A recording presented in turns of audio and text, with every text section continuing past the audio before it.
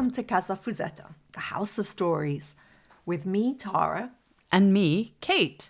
Early in 2024, Condé Nast Traveler named Casa Fuzetta one of the best yoga retreats in the world. In the first 2 episodes, I shared some of the crazy stories around how I parked my brain, sensible Tara, at passport control when I arrived at Faro 10 years ago. But within a few months, found myself the owner of not 1, not 2, but 3 derelict buildings in a country where I knew no one, didn't speak the language, and had 0 experience of restoration projects. But you did have a vision, did you not? I did. Not quite sure where that came from, but the vision was that Casa Fuzetta should be a wonderful place to welcome retreats. Creative, meditation, spiritual. And yoga. It's been extraordinary. The yoga community has embraced us in ways I could never have imagined possible. And again, the journey wasn't obvious. We're in an urban environment. Technically, we're not in nature.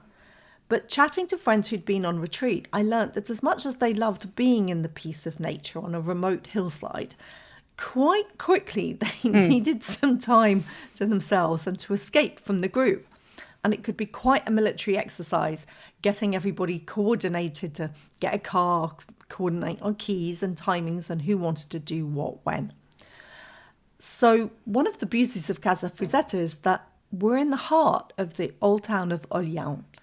We don't have keys. Everyone can wander out, and within the town, in less than 5 minutes, they can be exploring the wonderful markets, sitting at a waterfront cafe, enjoying a coffee or a cocktail. Or a cocktail. Or 2. Or 2, yeah. And for the more adventurous, you can catch a ferry or a river taxi out to one of the islands. No need to fly off to the Maldives. We've got white sandy beaches to match. Yes, you do. And that's what we've discovered guests love. It's that independence. And in fact, typically, not always, the town is quiet, and so quiet that you can hear nature all around you. I mean, actually, I've often complained because the birds have been waking me up at dawn. Yeah. And the racing pigeons do pass by at least once a day. Which is beautiful when you see them in that large group, just swoosh in and out. I love that. Swoosh. Love it. Love it. And even sometimes you've got the giant storks that pass by overhead. So if you open up to it, nature's there or here in all sorts of unexpected ways. That's for sure. In this episode, we do our first interview, which is exciting, and welcome our first guest, Kat Achtelik, founder of Cheeky Yoga Club. Oh, I love this interview and adore Kat and the whole notion of cheeky yoga. She's super high energy. So much fun. And very, very honest about how she came to yoga and to become a yoga teacher, and about the challenges involved behind the scenes in hosting a retreat, but also the magic that comes from them. And she's super generous in sharing top tips, which should be helpful for any of you wanting to start hosting your own retreats. I'm afraid it was our first interview, so there's some wobbly tech moments, but I hope the insights and giggles along the way will more than make up for it. And if you were listening with younger ears about, there is a little bit of swearing at various points during this podcast, so just be aware. And we are delighted. Kat, very nice to meet you. Oh, very nice to meet you. Kat, Hello. I'm going to pronounce this correctly.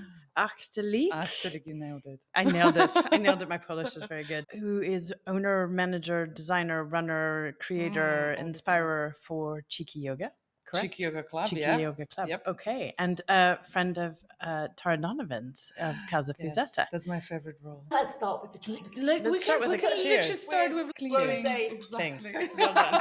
Cheers, ladies. Na zdrowie. We open every dinner and every group at Casa Fuzetta with a toast, which is love and friendship. Love and friendship. Love and friendship. Love and friendship. That Very is nice. what it's Love all it. about. Nice. That's it. Like it. Because you organize healers retreats We do the Healers yeah. retreat. It's always our in first, January. Yeah. always the first retreat of the year. Mm-hmm. And there are 2 aspects to that. One is It's my opportunity to host, but B, more importantly, to actually offer a bit of care to those who spend the entire year caring and holding space for other people.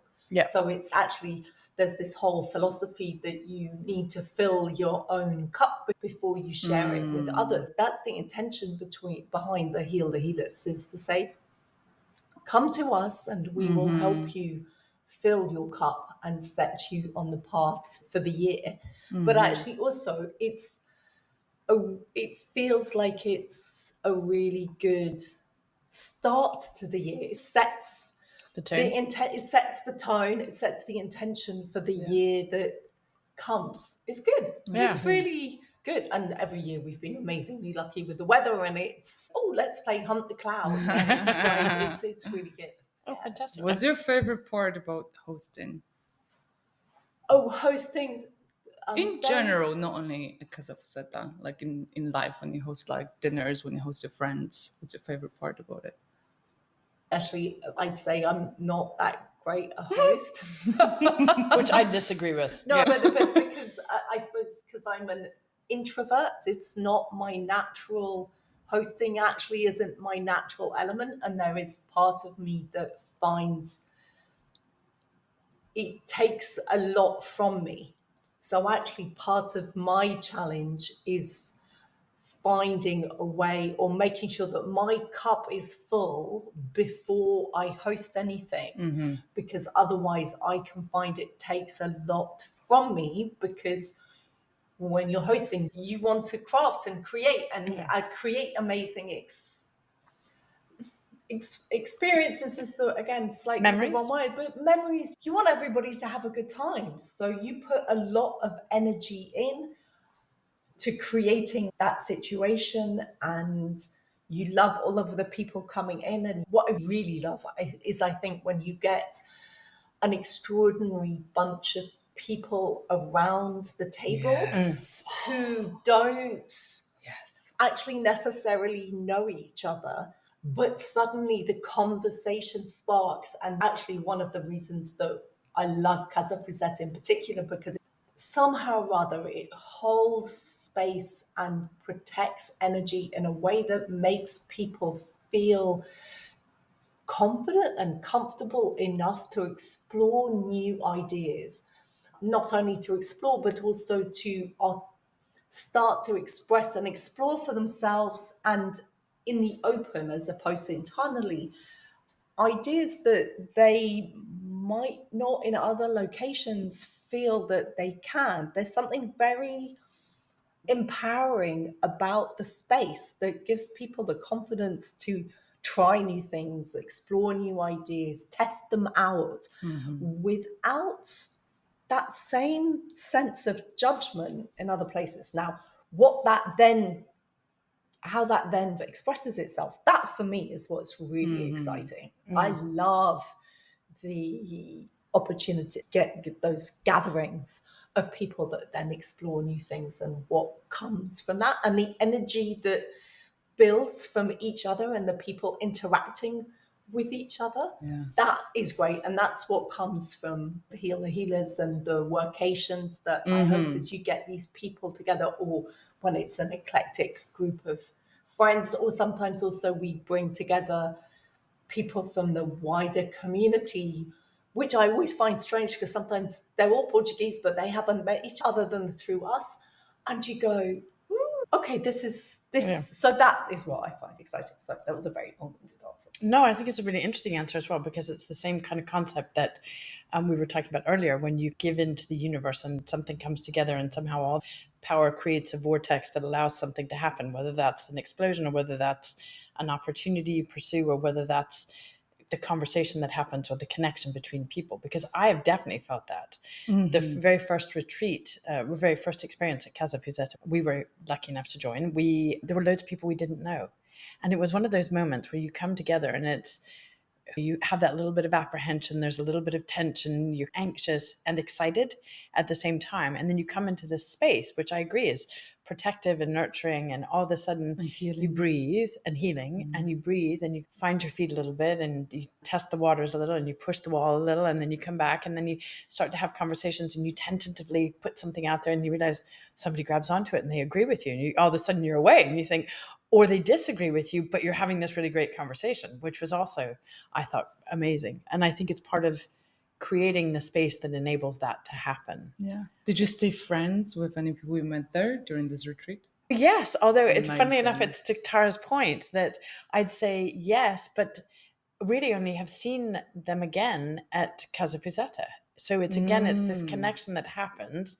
TB2, TB1, TB2. I would say definitely a connection. Karen and Richard, fantastic. Other people that I've known in a different way. Hello to Karen and Richard. Hi, Karen. Hi, Richard. I'm still number one, not number two. I'm just gonna let you know. But yeah, I think but you feel so connected at that point and in that moment, which I also think is a huge part of retreats and not knowing as much about it as you guys.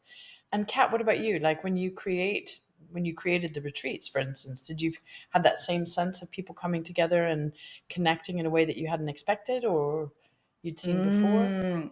Yeah, it's fascinating because you never truly know who's going to come to your retreat. I'm very transparent with my approach and sense of humor on Cheeky Yoga Club. It's called Cheeky for a reason.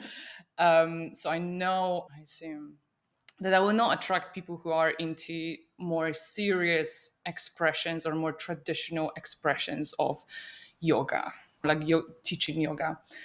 And yet still, there would sometimes come people who don't necessarily maybe fit into your sense of humor. And you think, oh, are you here by mistake? Didn't you read the sales page? Didn't you research me while you're here? And it turns out, no, they've researched everything and it still resonated with them. So they're there for different reasons. And it's not on me to question those reasons. I always very strongly feel that I want to hold space for those people, whatever they're looking for. And a lot of them are coming with broken hearts and just to heal something. Yeah. That's definitely main theme. More therapy than yoga? Yeah, actually, they think they're coming to just to stretch and do some yoga, but actually, at the end of the day, they end up opening up. And because, first of all, Casa Fuzetta is such a beautiful healing space. So well done, Tara, really. But then the thing is, not on the first day, not on the second day, but I thought third day, people start opening up to each other. And I slightly push them towards that direction because apart from doing, that sounds like self-promotion, but that's what's happening in Cheeky retreats. Apart from doing physical yoga and breathing exercise and so on, I also do, I call it synergy circles. So I gather them together in your beautiful, huge living room at the ground floor. Yep. And everyone brings a notebook and I just keep asking them questions. They write down the answers. So it's a guided journaling session. Okay, and then cool. I put them into groups of 3-4 and they don't have to share what they wrote. And this is when magic happens. And people start crying, people start pouring out sometimes the darkest secrets. And it's such a therapeutic space. But obviously, then on you as a host lies the responsibility of being able to close it energetically, give them emotional closure, so they still feel safe when they leave this space, which is quite a challenging bit. But do it with them, depending on the group. I also feel the group. Sometimes you have an agenda, but actually it's not going to work with this group. You have to pivot. You have to keep watching the people. Keep watching the people, keep observing them, and then pivot. So sometimes I'm like, I'm just going to do 2 synergy circles with them. But actually they're like, no, we want more. And you do more. And sometimes the opposite. You actually do less. And do you move them around? So if you put them, so the synergy, just to walk me through it, the synergy circle is traditionally you'd have between 10 and 24 people on a retreat. Is that right? Or no, not in our case for Casa Fuzetta. So the max I've ever had was 17. Actually, I had 17 at my very first one. I had 10 plus myself, so it's 11. So it's a boutique experience. Which is important, I imagine, in which terms is of very creating important. those connections and things. And Absolutely. so everybody sits in a circle and they begin together. And then when they begin their journaling, I like the idea of guided journaling is really helpful, particularly when people are not sure how to approach it and what to do with it. And then you take them into smaller groups and move them in what groups? No, so the first two retreats, so the first one was easier because it was much smaller group. It was like 11 of us. So that was a circle, and that felt good to like for everyone to share and open up. And also the first one was women only, like on purpose, which also changes things. It changes the vibe significance, very different. It's very different dynamic.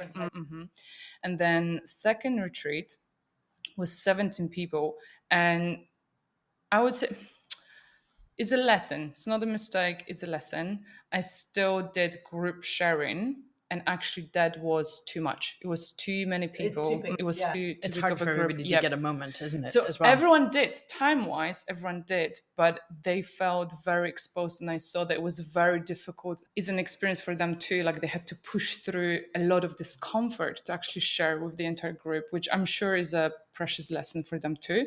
However, I did take the lesson, and for the following retreat, I did split them into groups of 3 and 4, and I didn't mix them after that. So like they were just in their own group for the entire duration of the session, and that worked excellently. That was amazing. So guys, recommendation: if the group is bigger than like 10, split them. Yeah, split them into smaller groups for sure.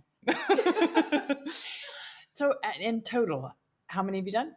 Retreats? Three Three and retreats. all of them with Casa Fuzetta. All of them with Casa Fuzetta. Fantastic. But you're testing the waters elsewhere?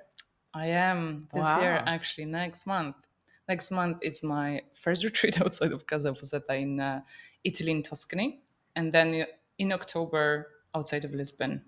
Okay, fantastic. And have you noticed big differences in the way that other places approach things, handle things? Yeah, absolutely. Absolutely. So again, huge kudos to Tara for how she runs things and for her entire team, because now I have comparison. It's not necessarily like things don't work the same everywhere. More challenges. Yeah, you have more challenges. And so, for example, Casa Fuzetta might not be the cheapest venue to book, but actually you gotta pay to play. It's the fact that you guys have such a big following, and obviously the level and quality of service you deliver to the host, like how you assist the host, really makes a difference, because these two absolutely beautiful venues they found for this year, owned by amazing people, they're still on their journey when it comes to exposure. So for example, their following is not the biggest, but also the way they manage things, they don't necessarily have a big team. Maybe they don't necessarily have energy to invest in social media strategies or whatsoever. So for example, I do not feel the same level of support when it comes to promoting my retreat as I did with Casa Fuzetta. So even in that sense, from point of sales, okay, so for the context, dear listener, for the context, Cheeky Yoga Club, as we recorded, doesn't have a massive following. I only have 5,000 people on Instagram, which is not a lot. There are amazing yoga teachers out there who have 200,000, 300,000. They put a retreat out there and it's sold out in a week or two. It's not my case. So I need any support I can get. And in that sense, Casa Fuzetta has been absolutely mind-blowing, because I would have usually historically like half people would come through me and half people would come through Casa Fuzetta website. And so like when I ask them, how did you discover Cheeky Yoga? They would say, oh, I just Googled the best places to go on a yoga retreat. And then article shows up written by, Is it Travel and Leisure? Yes, this Travel one, and Leisure, exactly. which is amazing, because That's we got this that one. 3 years in a row. Wow. That we're in the sort of top 10, top 20 retreat venues in the world. Yeah. And actually, most of the time, I only found those articles by accident. So So you didn't know they existed? I didn't even know they existed Huh. until suddenly I noticed a spike in our website traffic and had a look to see where they were coming from, and that's what it. So it's fantastic. So people Google that, they land on this article, they see Casa Fuzetta, which is quite high up. I think it's like, it's not in hierarchy, but like it's still quite high up. Up there. Yeah. Then they go onto your website and they go through listing of retreats and they just check either by the dates, you know, for some people it's just the dates, but for some people it's the essence. And then what I've heard from my guests is that they resonated with my sense of humor, and then it's more, it's cheeky and so on. So then they book it. Yeah. But it's all through that article and all through your website. Yeah. But I think also what you're describing from and talking to other people in relation to Casa Fuzetta and Tara particularly, you work in partnership with the teams who come, and not a formal partnership, obviously, but you're keen to have them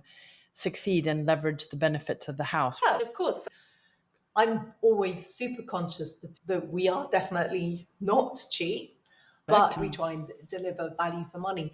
But actually, fundamentally, what you want is that the retreats are successful, both in terms of what they deliver to their clients, but also commercially what they deliver to the hosts, because happy hosts book multiple times.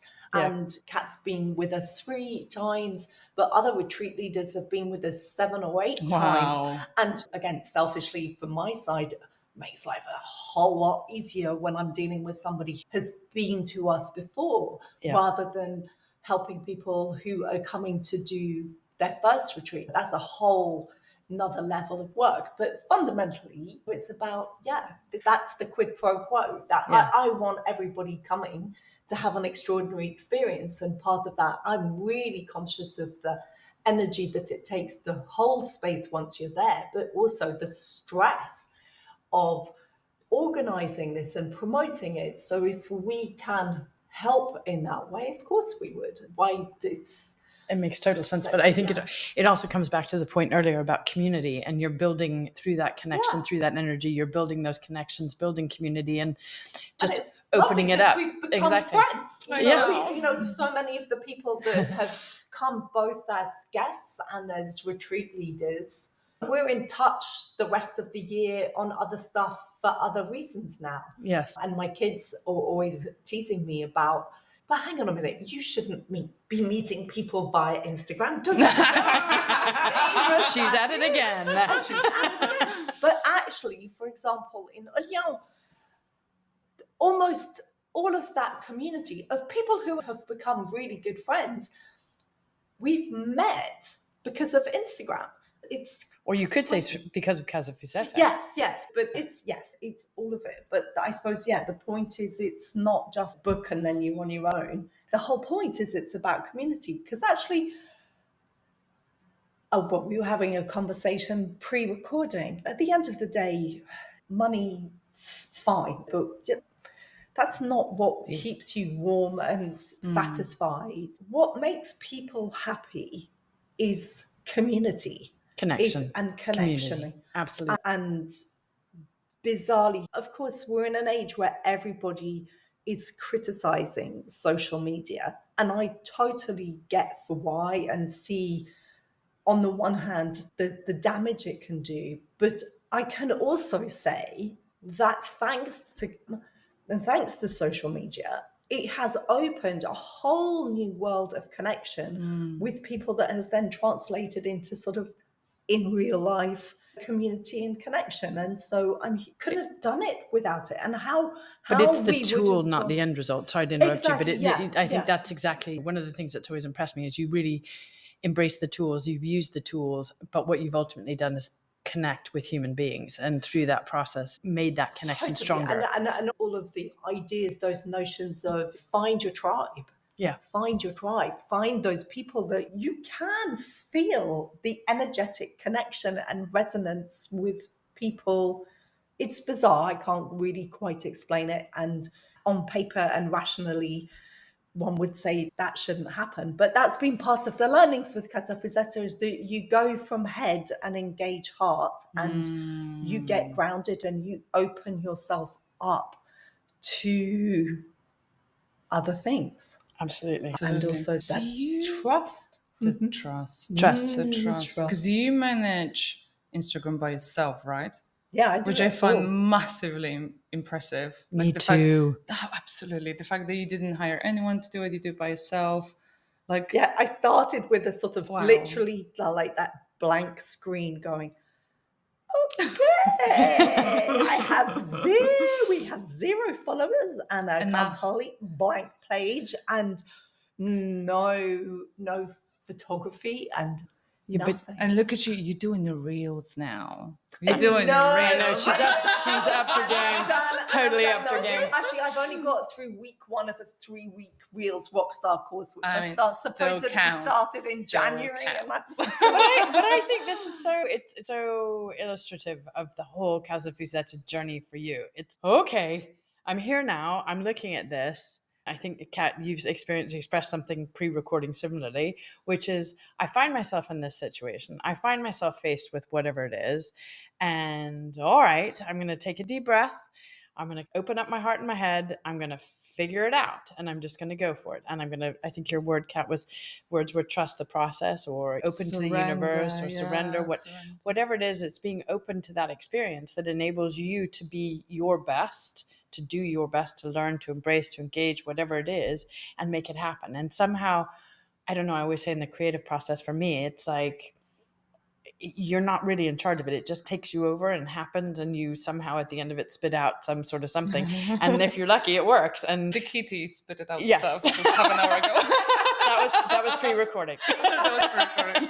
But absolutely. And I think that's, again, being open to it and embracing it and not being frightened of it is being frightened of it. Actually, that's not fair. But I think sometimes saying I am frightened of it and I'm going to do it anyway is, I'm sure there's a phrase like that. I'm sure there is. Yeah, some great one quote. of your guests, she posted, there's a book, I think, as well, was the same thing. But I remember it was one of my favorite posts of a guest on your retreat. And she had the book and she was sitting in the library doing a selfie going, cute. Feel the fear and do it anyway. Exactly. Yeah. Ncheta is amazing. Hi, Ncheta. I'm actually meeting her tonight. Yes, we haven't seen each other in ages. So yeah, I will. Cool. Yeah. And one of the other things that has always struck me as a guest at Casa Fuzetta, and I just go back to this because I think is the atmosphere is very relaxed. So often there's a purpose, there's a goal, you have a retreat, you have a specific focus or whatever, but actually it's always filled with fun. There's a real joy to it. I know that's my feeling. And I think I'd just love to explore, if it's okay, a little bit on cheeky, because the word cheeky itself always makes me happy. I just love it. Always brings a smile. Always. Yeah. And it's clearly it resonates with Casa Fuzetta because there's obviously a joy and a cheekiness about it. Where did the title come from? I don't know much about your business. So holy guacamole. Yeah. So, wow. Okay. So I'll give a bit of context as well. If we spoke like 10, 11 years ago, if we spoke about yoga, I'll be yoga, just like boring stretching is definitely not for me. I was hyper skeptical, even though I was surrounded by yogis. I was just like, no, this yoga thing is too boring. It's not for me. But things were happening. I made a lot of questionable life choices. Also, as we all do. As we all do. Yeah. That'll be episode 5. Censored. And I ended up, I wasn't in the best place in life, physically, emotionally, mentally. And one of the symptoms was chronic lower back pain. And it was so severe. And at the point, I'm thinking, I'm probably like 26, 27, like a youngish person, right? Young. Especially where I'm sitting. I'm like, I'm not able to get out of bed normally. I have to roll myself out of bed onto all fours. And from that point, just get myself to vertigo. So I'm like, okay, I'm doing something wrong. Yeah. This like deep self-reflection. I'm doing something wrong. So I've heard that this yoga thing might help with lower back pain. So I was like, okay, I'm going to give it a go. But I was just so reluctant. Really didn't want to do it. It was just like the pain was too much. I was so committed not to commit to it. I didn't even get myself a mat. I was doing it on a beach towel. So imagine just like slipping like freaking sliding all over the place like a frog on a leaf. But did this YouTube session half an hour before going to the office. And just this half an hour session allowed me to go pain-free throughout the entire day. And I was just like, holy shit, what's happening here? So I kept doing it every day. Obviously, after 2 weeks, I got bored. So I switched the video. Yeah. Found another video by the same teacher. And I was also slightly more upholstered back then. Had like 5 more kgs to me than what you see now. There's, I don't know, in stones. 4 stones? Don't worry, I work in pounds. Yeah. We're totally international on the weight scale. Amazing. Google it, I'm guys. still in Just Google Fahrenheit, it, too. guys. Just ignore the scales. Yeah. Ignore the scales, doesn't matter. More upholstered. And she just gets you into one of these pretzel poses, and it's highly uncomfortable. I cannot breathe. I'm just like, oh, why are we doing this? And this woman, this teacher in this video, as if she could hear my bloody thoughts, she goes, maybe you're uncomfortable right now. I'm like, yeah. Maybe you're thinking when we're gonna get out of this. I'm like, yeah. Think about it. How do you want to be in control of your thoughts and emotions in real life when shit hits the fan? If right here, right now, within your own body, you cannot find the peace and control over your thoughts. And I was just like, explosion. Mind blown, absolutely mind blown. And this is when I was hooked.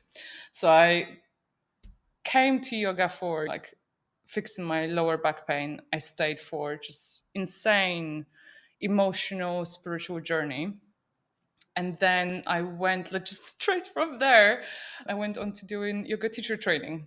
Wow. I haven't been to a physical yoga studio. I just went immediately to yoga teacher training because the truth is they accept everyone. If you pay and you want to come, you'll get there, which is okay. It's fine. Everyone has their own journey. But that was in India. It was a very traditional approach, and it was also Ashtanga, which if you, dear listener, Ashtanga is not for faint-hearted. And so I did get this training in traditional approach, and I have a lot of respect for it.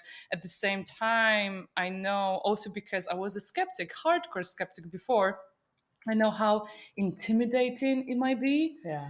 And especially now with a bendy pony show on Instagram, when all you see when you go to... I'm writing that down. Bendy pony show, yeah. When you go to hashtag yoga, it's just like, you think that this is yoga. There's like crazy... Sorry, I butchered that. Sorry, Frenchies. But no, I think it's probably the same with sex these days too. Everything is acrobatic. And everything is... put off. Absolutely. Absolutely. What don't I know? Different podcast, next episode. So I knew from the very, very beginning that I want Cheeky Yoga Club, that I want my yoga platform to be crazy accessible, inclusive, encouraging, and with a lot of sense of humor.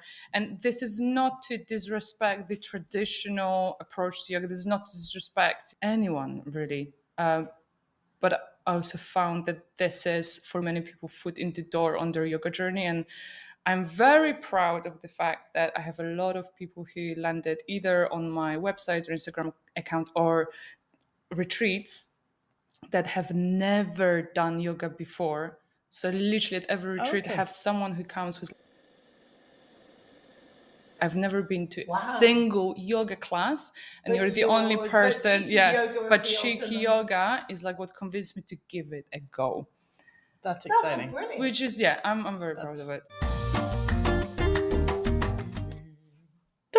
And we're back.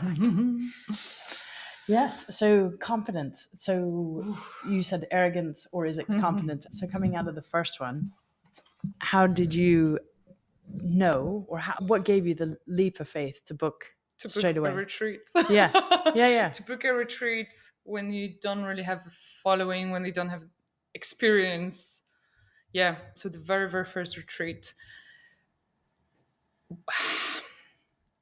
the idea was born inside my friend's head. And it was her idea. She was like, oh, let's organize a retreat together. And then various things happened and she bailed out, which that's an entire story in another itself. Episode. That's another episode. That's an entire different bottle of wine. And but I have to say, even though that experience was on emotional, on a private level, very painful, because unfortunately in that process we didn't manage to keep our friendship. But I think one of the reasons why I'm actually not resentful whatsoever is because that was actually a gift when I think about it now. Yes. Because I wouldn't have the courage by myself to go like, oh, I'm going to book Casa Fuzetta, which is also such an expensive venue for the first retreat when you don't really have resources, financial resources, exposure, and so on. I wouldn't have done it by myself. So it's because I was with my friend initially, Yes. booked Casa Fuzetta. She bailed out. I paid her part of deposit. I had to borrow money from my dad to do it because I literally just didn't have the money. The retreat turned out to be a success in a sense. People were happy. They enjoyed it. And Did they come back? Did they come? For they the did, second yeah, one? they did come back. They did come back. And I had some people who came back for the second one. I had some people who came back for the third one. Francisca, who was, so for the context, it was 10 people. Everyone was my friend. I love my friends, just so supportive. So everyone was my friend who wanted to support me on the journey, except for one girl who was a stranger who found the retreat through, I don't remember what it was, whether web search or social media. Francisca from Germany. Hello, Francisca. We love you. Hello, Francisca. Yeah, and she then came back to every next retreat. So she's been with me to all 3 retreats. We Francisca. love you. We love Francisca. To every, even though it was the same location. And this year, for different reasons, she cannot come, but she's sending her brother. So her brother's come to retreat. Last year, she came back with her husband. So That sounds like that's she's... like the biggest testimony, you know what I mean? Like when you have a stranger who turned out to be a friend, Yes. and they keep coming, when people keep coming back, that's just like the biggest compliment. Anyway, that's a tangent. You were asking why, despite this crazy, disruptive freaking journey, the first retreat was happening end of February, and for the context, February 20, just before everything COVID. imploded. Yes. In January, I reached out to Tara and booked another retreat. So even before I did the first one. So wait, you hadn't even started the retreat. It was in your mind's eye. It hasn't happened yet. It hasn't happened yet. Yes. And I booked next retreat, my second retreat, for September 2021. Right. Difficult time. But you asking like, how did I have the courage to Yeah. I have no idea. Courage, arrogance, call it whatever. It was just like impulse, excitement, Joy, anticipation, I guess it must possibility. have been, so January, Trust. It must have been point where when I had all these 10 people, I assume, I don't remember that well anymore, but I assume it was booked out, was sold out. Okay, I can actually do it. Yeah, I can actually do it. I can do the next one. And then we proceed to 2021. Everyone knows what's happening. We're still pretty much in the middle of COVID show. And September, so some countries are loosening up the restrictions, some not. It's still so up in the air. And Portugal, oh my God, like they kept changing the entry requirements every week. So my potential participants, as I told you earlier, are dancing salsa with me, 2 steps forward, 3 steps back, saying, oh, I'm surely coming, 100% coming, I'm going to pay today. And then crickets. Oh. And so what happened was, obviously, like when you zoom out, look at the big picture, it's not the end of the world, right? Like no one's dying. We're just talking about an event. We're talking about retreat. Like the only thing you're going to lose is money, which of course is not the end of the world. But if you're a solopreneur, tiny solopreneur, it starts getting into you. And considering the global circumstances, I allowed myself to get stressed by the COVID situation, what's happening in the world, was really feeling it. So it was like 6 weeks to the retreat, and I think I only had 3 people who actually booked and paid. And like, scary. So it's not even a quarter of the occupancy. And again, that's on me because I have all the tools, right? Yoga teacher, yay.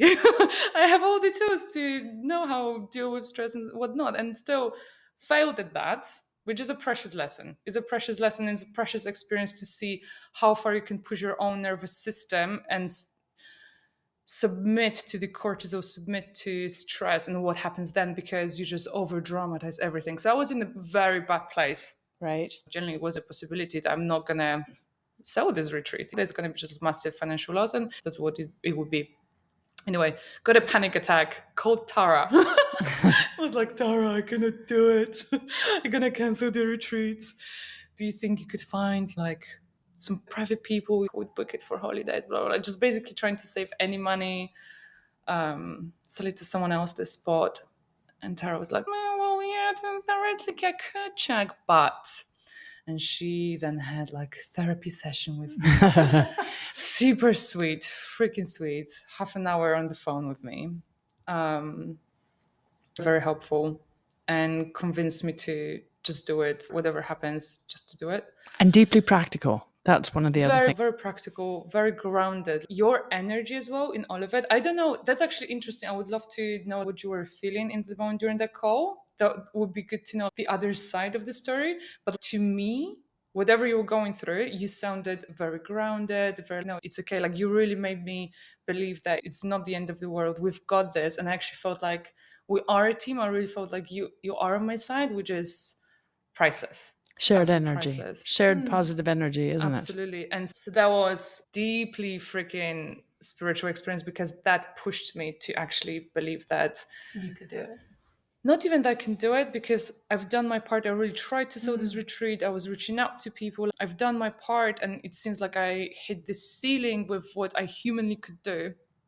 But what our conversation made me do was just to surrender to the process and trust the process, and be like, okay, yeah. And I was like, okay, universe, you do what you have to do. Like, whatever happens, it's happening for a reason, and that's all I've got. Like, and literally a few weeks later, it was sold out with a waiting list. Wow. So absolutely mad. Went from 3 people who were confirmed to having 17 people.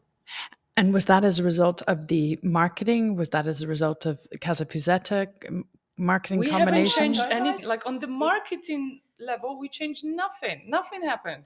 The energy just came together, and the universe brought it. It was that shift in energy from panic, from fear, to trust. Yeah. It's literally the only change, the energy, because and none of these things on paper, if you shouldn't make sense. No, it doesn't make sense. There have been so many times, especially in the context of the sort of Casa Fuzetta experience, where somehow or other it does work. And I think that's what I was somehow rather tapping into when you called. Look, from my perspective at that point, from sort of February, March 2020, every time the phone rang, every time an email hit my inbox, it was, we're going to have to cancel. And I'm like, oh, because you did have a lot of people who did cancel, right? Oh my God. It was amazing. That's what I mean. It was carnage. If you looked at my booking calendar for 2 years, it went from a sea of green to a sea of red. So I think from my point of view at that point, I'm like, again, surrender to the process. It's fine. I knew actually the chances of being able to fill it I wasn't going to be able to fill it. And as you were saying, look, it's money, we'll figure it out. We found a way to de-risk it for you. And it was like, there's nothing to lose. At this point, you've done everything you can. You've worked hard. I know you. I trusted you. I had complete faith in you. And therefore, at that point, as you say, one just has to trust outward. Trust outward. I must have felt in my bones. I knew it would be okay. I heard the pain and anxiety on your side. I was falling apart. Like, I was and it was just like, but also I knew there's still something in you where if I could offer a solution or a stepping stone to a solution, I knew that you were strong enough that it would happen. So actually, from my perspective, what's wonderful is that, something made me know that you would do it. And you were just ultimately, channeling the I was universe. just You were the like, messenger. But I think it like, comes it's back to good. that trust too, But isn't it? but interestingly, other people who actually had retreats after you got in touch again in a very anxious state. And even though, again, on paper, they could have, should have, there was something about their vulnerability just went, you're too vulnerable. I can't push you. Yeah. Or I don't have that same confidence Interesting. that if I push you, you will have the resilience that Kat had.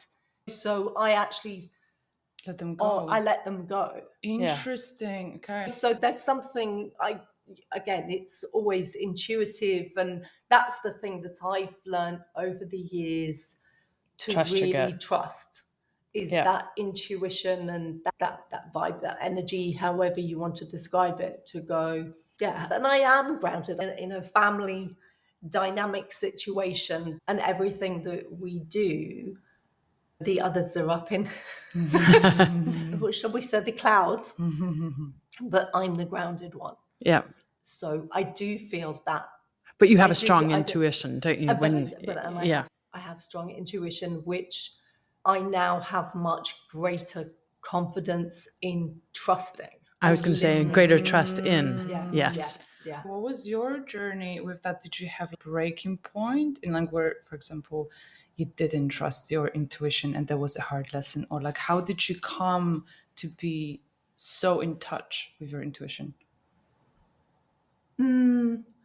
I think there have been, I've learned as one gets older. I was going to say age and experience, only because I think I'm older. I think that, over the years, I've had a certain intuition or a certain sense of a certain circumstance. And there have been certain situations where I've stuck to my guns. And there have been other situations where others have gone, you don't know anything about this. This isn't your area of expertise. Basically, who the are you to tell me? And I've allowed them to talk me down or suppress it or to put me down. Yeah. And then subsequently I've gone, actually, yes, I was right. Yeah. I didn't have the courage to fight back because there was a hierarchical dynamic. There was a sort of male patriarchy dynamic, all sorts of different situations. So now I think in environments that I suppose I control more, or I'm less subject to those kinds of influences, I have that freedom to work with that intuition. I always have this analogy in my head about this exact thing because I think it's like a set of steps. And each time you ignore your gut and then afterwards, for whatever reason, whether someone else has suppressed it or you haven't had the courage or you don't feel you have that collective energy to give you the boost that's necessary to get over. And then you look back and you think, oh, I should have listened to that one, or I knew I was right, or damn it.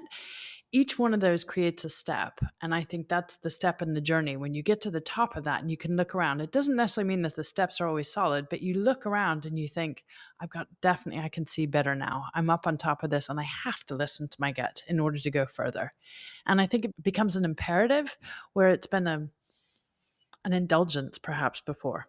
For me, I think I've gotten to the stage in my life now where I think enough, I've done it lots of other ways. And now I need to listen to myself and trust in myself, even if it means short-term failures or failure overall, but you owe it to yourself, I think, at that point. And it's only then it feels, particularly after the discussion now, that you have the courage to do something that you might not be totally prepared for, or you might never have done before. And it's only through that you get a certain success or freedom and build that confidence. Do you have a breaking point kind of story? Not yet. Really make it it's going. I think there are lots of little ways we all push ourselves, whether it's like Jonathan doing the cycling, or Kat and I were talking earlier about work experience and going into a new firm and something that's completely different in a different field. Those are little steps that you take. And even in, I suppose the breaking point is I can stand there and give up and feel like a sniveling idiot because I didn't do it, and berate myself, or I can say, come on, push through. And I think in some ways the push through is either self-motivated or assisted. And in this case, between you and Kat, Tara, thinking Kat's got that strength, let's help push through this so that you can get up to the top of those stairs and look around and build on that success. So community, trust, Always all trust. that good stuff. It's always trust. And lots of big love. Yes. Amore. Very good. Yeah. To end. To end. Thank you, Kat. Thank you. Thank you. Such a pleasure to meet Oh you. my God, such a pleasure. Let's do it again. One last Oh, question. yes. Ooh. One tiny last question. Do you think you'll book another retreat? Yes, for sure. 100,000,000%. See, it worked.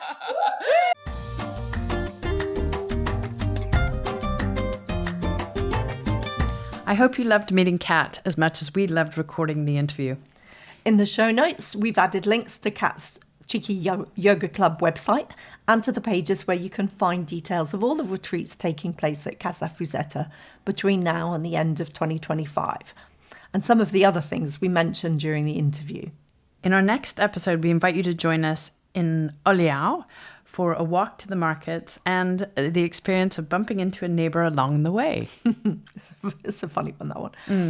As ever, we'd love to hear what you think of this episode and the series overall. We have a dedicated email address that you can find in the show notes, which you can use to send us your podcast questions. And of course, we'd be super grateful if you would subscribe to the series and help us spread the word, sharing it with your friends and family. See you next time. See you next time. Até a próxima. Até a próxima.